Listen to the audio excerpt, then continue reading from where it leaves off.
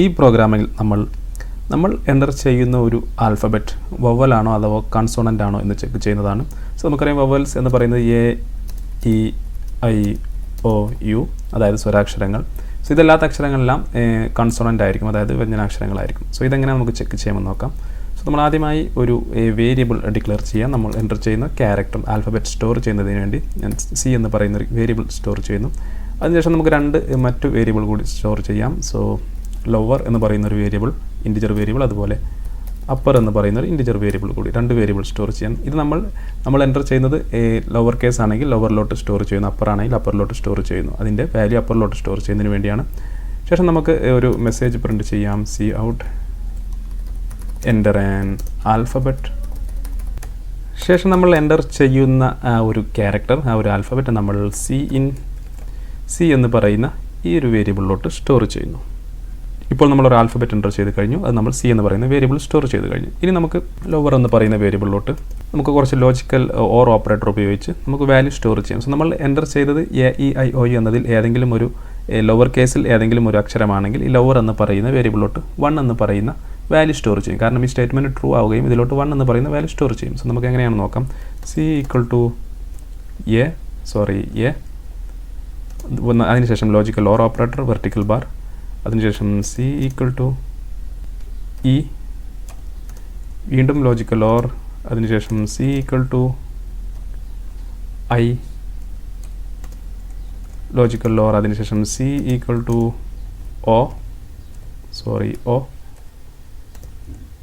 Logical or, അതിനുശേഷം C equal to U. So ഈ ഒരു സ്റ്റേറ്റ്മെൻറ്റ് എന്ന് പറയുന്നത് നമ്മൾ എൻ്റർ ചെയ്യുന്നതിൽ ഏതെങ്കിലും സ്മോൾ ലെറ്ററായ എ, ഇ, ഐ, ഒ എന്ന് പറയുന്ന ക്യാരക്ടർ ഉണ്ടെങ്കിൽ ഈ ലോവർ എന്ന് പറയുന്ന വേരിയബിളിലോട്ട് 1 എന്ന് പറയുന്ന നമ്പർ സ്റ്റോർ ചെയ്യും. കാരണം ഈ സ്റ്റേറ്റ്മെൻറ്റ് ട്രൂ ആയി കഴിഞ്ഞാൽ നിങ്ങൾക്കറിയാം ട്രൂ എന്ന് പറയുന്നതിൻ്റെ വാല്യൂ എന്ന് പറയുന്നത് 1 ആണ്. ആ 1 ഇതിലോട്ട് സ്റ്റോർ ചെയ്യും. സെയിം നമുക്ക് കോപ്പി ചെയ്യാം. ഇവിടെ നിന്ന് കോപ്പി ചെയ്ത ശേഷം താഴെ പേസ്റ്റ് ചെയ്യാം. നമ്മുടെ വേരിയബിൾ നെയിം നമ്മൾ അപ്പർ എന്നായി കൊടുക്കുന്നു. അതുപോലെ നമ്മൾ ക്യാരക്ടറും നമ്മൾ എ, ഇ, ഐ,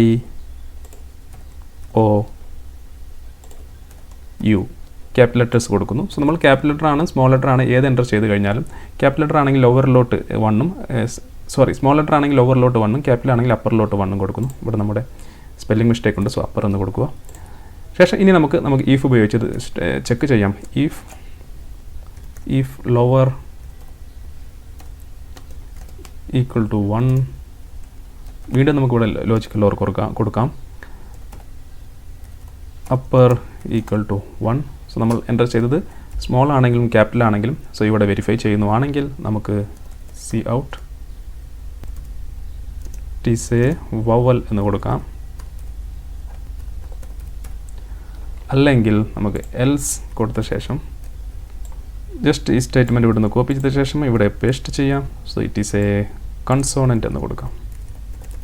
ശേഷം സേവ് ചെയ്ത് നമുക്ക് നമ്മുടെ പ്രോഗ്രാം റൺ ചെയ്ത് നോക്കാം. സോ എന്നോട് ഒരു ക്യാരക്ടർ എൻ്റർ ചെയ്യാൻ ചോദിക്കും. ഞാൻ സ്മോൾ ലെറ്റർ എ എൻ്റർ ചെയ്യുന്നു. സോ എനിക്ക് ഇറ്റ് ഈസ് എ വവൽ എന്ന് ലഭിക്കുന്നു.